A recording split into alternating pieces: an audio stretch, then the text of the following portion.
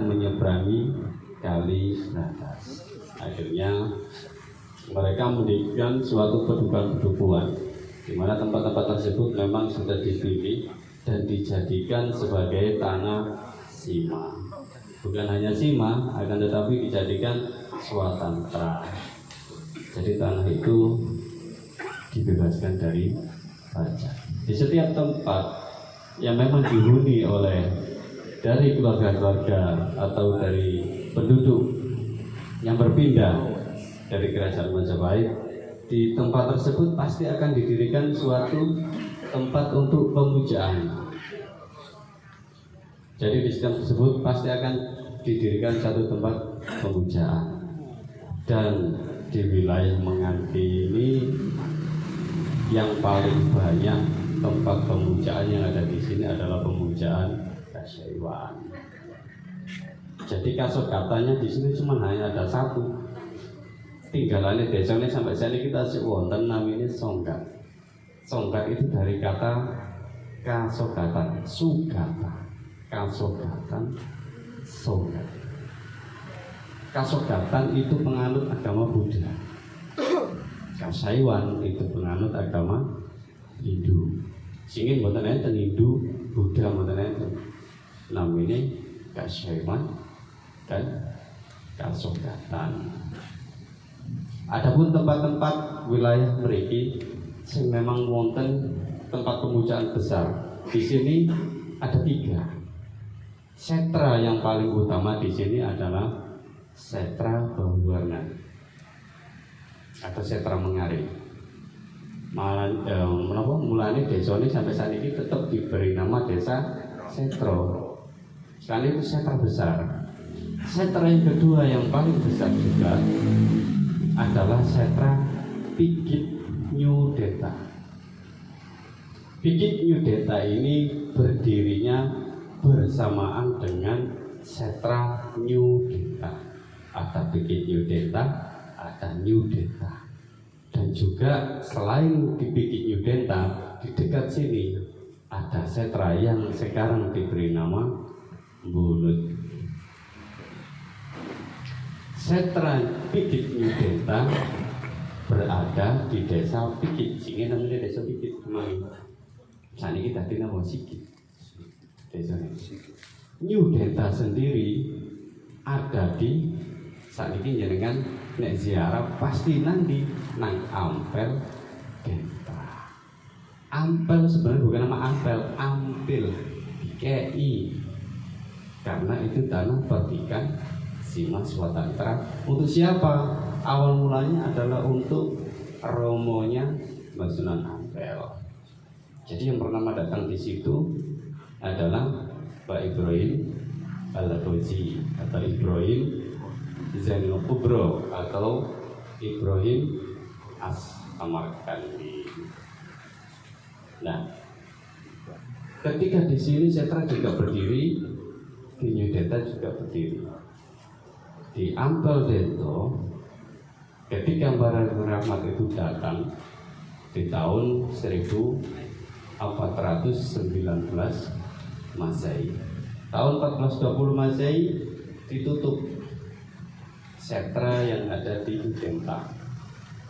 Kemudian dialihkanlah namanya menjadi Ampil Nyudeta. Sekarang menjadi Ampel Nyudeta. Bisa dilihat nanti masih ada buktinya, masih ada jejaknya, jejak bekas peradaban dari setra atau Candi Nyudeta.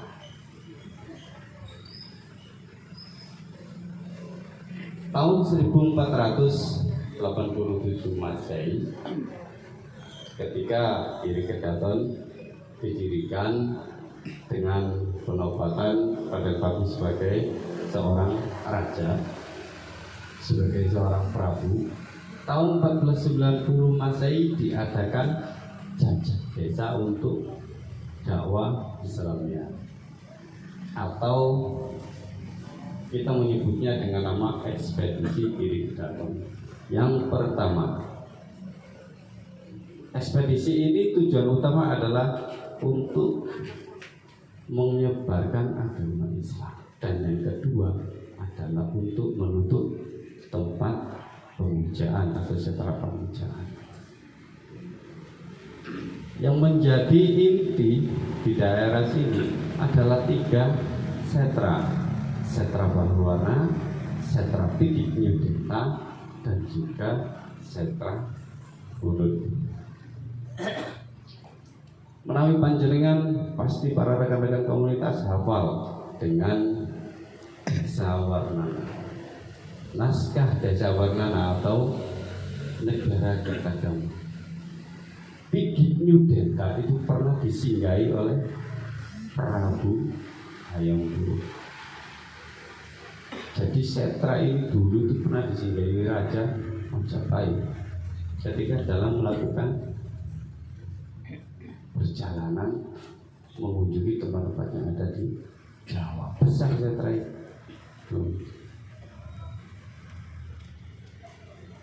Pada ekspedisi pertama 1460 Masehi digerakkanlah ulama yang ada di kiri Kedaton, belum punya bangsa. Yang menjadi pemimpinnya adalah Pangeran Haryo Winati. Lah, dulu di setra ini wonten kepala stapakanya. Kepala stapaka itu Pandito, kepala pemujaan.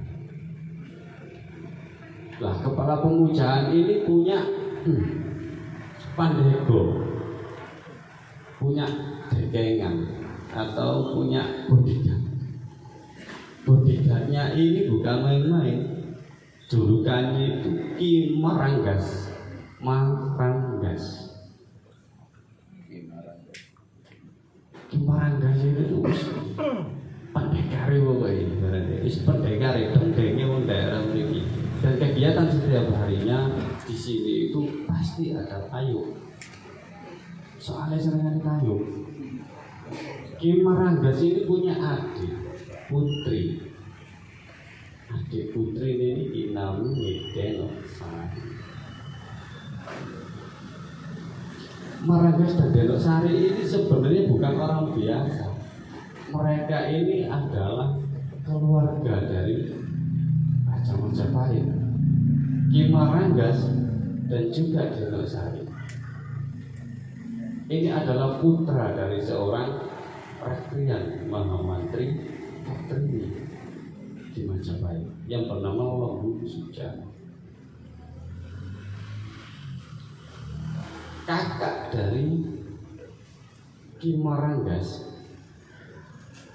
ini dinikah oleh salah seorang min auliyaillah, putra dari Sayyid Amir Tajuddin Brangkar yang bernama Sayyid Bayanillah, menikah dengan putri dari Lembu Sujana dan akhirnya mempunyai beberapa putra dan putri, salah satunya di Gledo yang menjadi Jaksa Agungnya di Kedaton atau Jaksa Agungnya di Kedaton. Lah, kenapa Maranggas kali Nyai Denok Sari kok sampai begini? Dulu di Majapahit itu kan terjadi perang saudara. Nah, ketika Maranggas dan Nyai Denok Sari ini dulu diislamkan di Setroloyo dengan dari perjuangan atau dari dakwahnya Sayyid Bayanillah, Ki Maranggas itu tidak mau. Nyai Denok Sari juga tidak mau. Akhirnya pindah. Karena di sini ada Dharma Diaksanya Majapahit, ada Dharma Diaksa Kasaiwanya Majapahit, otomatis ini juga masih termasuk keluarga besar dari Majapahit. Karena itulah beliau itu datang ke sini mendekati kepala stapaka yang ada di sini. Akhirnya bermukim di sini. Di sini juga ramai karena di sini setranya besar, penghuninya juga banyak. Lah, yang menjadi pandogonya itu Ki Maranggas. Suatu ketika Kanjeng Susunan Giri melakukan jajak desa jalan kaki ke Pidi. Lah, Di setiap beliau itu datang ke sini pasti lihat yang Gendok Sari itu nari, tayu. Dan sedangkan yang Gendok Sari itu artis, bintangnya paling ayu, Wayu. wah, yang Gendok Sari itu. Wayu. Ki gara-gara ngantuk ya. Saking ayu ini malah jadi bintang tadi royo. Oh. Nah, ketika setiap hari kayak sinari kok melihat kok pasti orang dan kalau ini pasti anak tayu badan bintangnya pasti itu. Pelan-pelan lah kayak sinari mendekati Gendok Sari. Ketika beliau mendekatinya Gendok Sari dan berusaha untuk membujuknya Gendok Sari supaya bersedia untuk berhenti dari kegiatan tayu dan bersedia untuk masuk Islam, tapi selalu ditolak. Nah, di kesempatan yang baik, disitulah akhirnya Nyai Gendok Sari ketika ditemui oleh Kanjeng Sunan Giri, dia itu berkata, "Ya gak apa-apa, aku belum lereng, tapi aku di penjaluan siji. Apa penjaluanmu?" Tadekno aku karo. Garbo. Wah, belum nak. Temen nak. Belum nak. Ya. Wayu. Ono ratune lho, Bro. Oh iya nembawe. Lali lupa. Kanjeng Sunan Giri sudah punya 3 istri. Jadi yang pertama adalah putri dari Kanjeng Sunan Ampel, dan yang kedua adalah putri dari Ki Ageng Bubur. Yang ketiga keturunan dari Gelapangin juga yang bernama Nyai Dewi Usami. Yang keempat ini baru Nyai Dewi Sari. Ya wis nek nang ngarepmu kaya ngono aku tak ngomong bujuk sih. Dan gampang. Pasti ya tak ngomong ya. Ini dalu. Yo.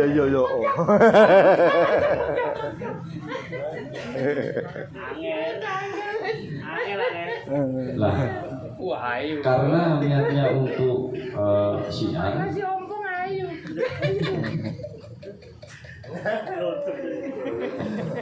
Karena niatnya untuk syiar, jadi ketika beliau berpamit minta bersuara kepada istrinya, ini disetujui karena tujuannya adalah bersyiar. Ya, betul. Akhirnya di situ yang Gendok Sari dinikah oleh Kanjeng Sunan Giri. Berhentilah beliau sebagai seorang penari. Lah, kemudian dari pernikahan beliau, akhirnya waktu demi waktu, ketika itu Giri sedang banyak tugas istilahnya. Saking repotnya Kanjeng Sunan Giri sampai beliau itu tidak teringat karena di sini ada istri.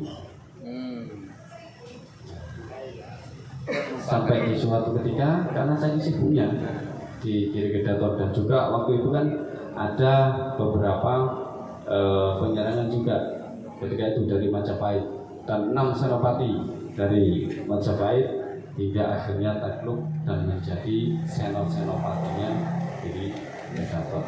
Singkat ceritanya, ketika beliau dengan kesibukan yang ada di Giri Kedaton, Nyai Gendok Sari akhirnya melahirkan seorang putra. Setelah beliau melahirkan seorang putra, beliau jatuh sakit. Di posisi jatuh sakit inilah pada suatu kesempatan Kanjeng Sunan Giri melakukan petunjuk bahwasanya istri beliau sedang sakit. Ketika Kanjeng Sunan Giri mendapatkan petunjuk tersebut, beliau mendatangi ke tempat Nyai Gendok Sari. Di situ dilihat bahwa Nyai Gendok Sari sudah sakitnya sudah keras, dipopong Kemudian Nyai Danosari berkata, panjenengan itu yang budi mawon, kula nganti-nganti ngantos kula dados ngeten.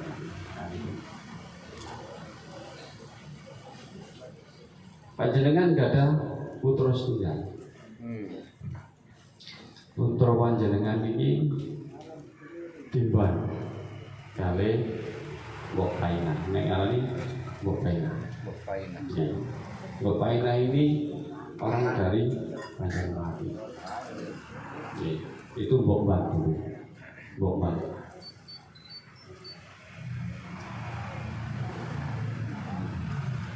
Setelah beliau mengatakan bahwasannya nanti kalau panjenengan itu melihat ada seorang anak laki-laki yang dimong atau dimban sama Mbok Paina, itu adalah putra panjenengan, tak paringi asma Raden Pandhakan Sari.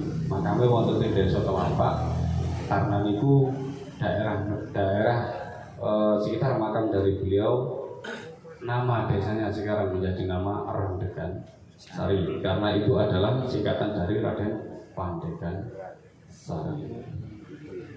Setelah Nyai Danosari mengatakan bahwa nanti kalau sudah ketemu putranya yang dimong sama Mbok tadi itu adalah putranya, kemudian beliau wafat. Dari situlah beliau mengatakan kepada warga untuk mengenang kejadian ini, tak jadi besok dengan besok nanti. Di kemudian hari didirikanlah, setelah ekspedisi didirikanlah bangsal untuk pusat kota pemerintahan Giri Kedaton dengan nama Bangsal Sri Mengati, mengambil dari sejarah adanya di sini bahwa ada salah satu istri dari Datuk Susunan Giri. Ketika Nyai Danosari wafat dibawa oleh Kanjeng Sunan Giri, niatnya dimakamkan di Giri Kedaton, didam kali Maragas, arep membawa nanti ya. Digelut Kanjeng Sunan Giri, ditarung Kanjeng Sunan Giri. Iya, mati lain memang ngoten. Di mana kitnya ngoten. Digelut Kanjeng Sunan Giri, digelut, ditarung semua rencingnya. Tapi karena Kanjeng juga punya pengorbankan juga, ya akhirnya dengan ilmu yang dikuasai oleh Ki Maranggas baru saged ngalahkan Kanjeng Sunan Giri. Di situ Ki Maranggas akhirnya ikut ke Giri Kedaton bersama Kanjeng Sunan Giri, dan Nyai Danosari ditinggalkan di tempat dekat dengan titik Yudenta.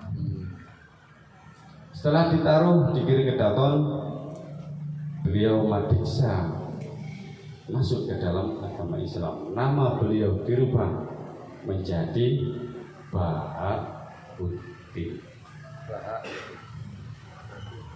Dengan bekal ilmu yang dipelajari di Giri Kedaton selama beberapa waktu, dengan ilmu ketorekoan yang ditempakan kepada Bahabuddin atau Ki Maranggas, akhirnya ketika beliau dipandang oleh Kanjeng Sunan Giri sudah cukup waktunya untuk bisa diterjunkan ikut dalam ekspedisi untuk berdakwah Islam dan menuntut pemujaan, dikembalikan beliau ke tempat asalnya di Pikit Yudenta. Di sini beliau berhadapan dengan kepala Stapaka di Pikit Yudenta. Buktinya masih ada memang. Itu bukti fisiknya bahwa di sini memang dulu ada tempat pemujaan Panjenengan pun Semarang Sedangkan. Beliau berhadapan dengan kepala Stapaka bukan untuk bertarung, karena Islam didakwahkan tidak untuk dengan kekerasan, tapi lebih banyak menggunakan dialog keilmuan. Yang paling unggul dari para santri-santri Giri Kedaton adalah dari segi ketauhidan. Disitulah Bahabuddin bisa mengalahkan kepala Stapaka yang ada di sini. Bahkan kepala Stapakanya juga bersedia untuk madiksa masuk ke dalam agama Islam.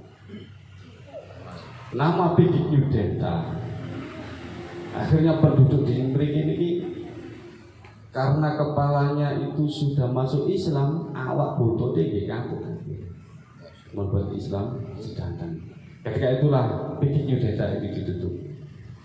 Didatangkanlah keluarga Giri Pedato, termasuk Kanjeng Sunan Giri, untuk menutup kekuatan yang ada di Pikik Yudheta. Kan di sini adalah tempat pemujaan Siwa Bhairawa Tantra. Lek Siwa Bhairawa Tantra itu ngeri. Soalnya nopo, lek pemujaan ngoten mesti gawe tumbang, gawe wadah. Ayu ya. Boten. Wah, Jadi ayu. Jadi wadah udah ayu ya. Enak pancing. nah dari situlah akhirnya tempat pemujaan ini ditutup. Maksudnya ditutup itu pusat dari sentra kekuatan yang ada di sentra ini itu ditambahkan, dihilangkan. Paling tidak kalau di zaman dulu tempat pemujaan Kasaiwan itu ditandai dengan lingga dan yoni. Sakiki ngarani nggih, lingga dan yoni. Diambillah lingganya, dirajah, dipendam.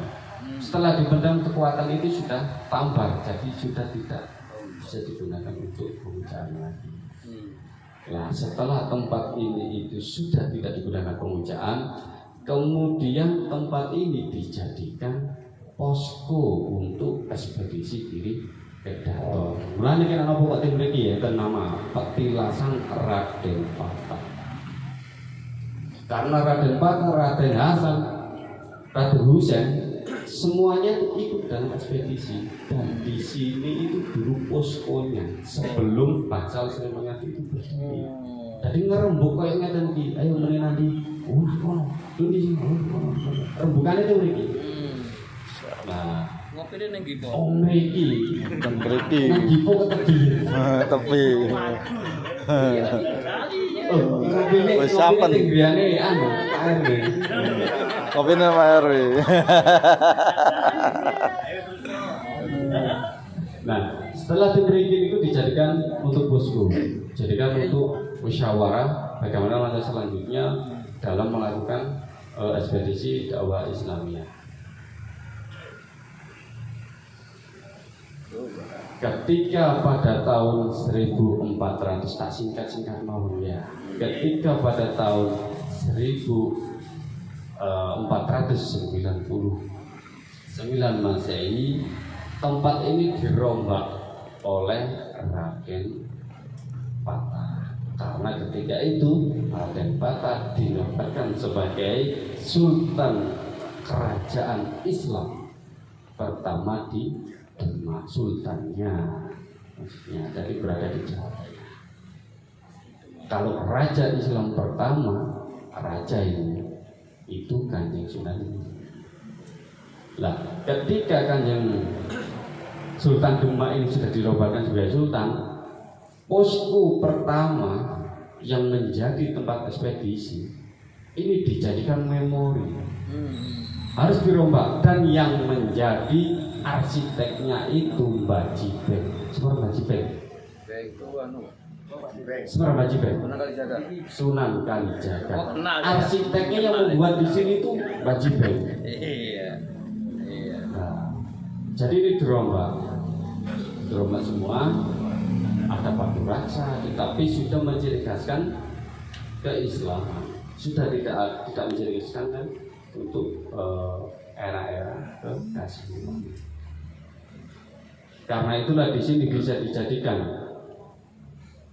monumen Petilasan Raden Patah. Karena dulu yang pernah memerintahkan untuk perlombaan itu Raden Patah.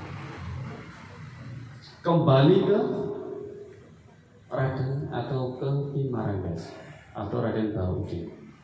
Ketika beliau sudah bisa mengislamkan warga di sini, sudah ditutup pemujaannya, kemudian beliau pelan-pelan mengajarkan syariat-syariat Islam kepada para warga. Jarang menggunakan bahasa tulisan, yang paling banyak itu ngeten. Di setiap nanti pada sholat maghrib, ya memberikan pengawasan. Jarang menggunakan tulisan. Jadi banyak yang paham itu dari pengawasan. Niku akhirnya lambat laun beliau mengajarkan ketorekoan dari kiri ke catur, yaitu toreko Syatoria. Karena beliau dipilih sebagai seorang mursyid oleh Kanjeng Sunan Giri untuk mengajarkan toreko Syatoria, beliau diberi gelar oleh Kanjeng Sunan Giri dengan nama Syekh Bahauddin, dan beliau diperintahkan untuk memakmurkan warga yang ada di sini, yang notabene dulu memang masih banyak yang sedikit berkurang. Gelar Singorejo itu sebenarnya nggak salah, karena Singo itu adalah pemimpin dan Rejo itu membawa kemakmuran. Itu memang nggak salah. Akan tetapi gelar yang masyhur dulu ketika beliau sudah menjadi seorang mursyid adalah Mbah Wali Santri. Lakar itu dalang, santri itu ya santri. Tadi lakar itu dalang,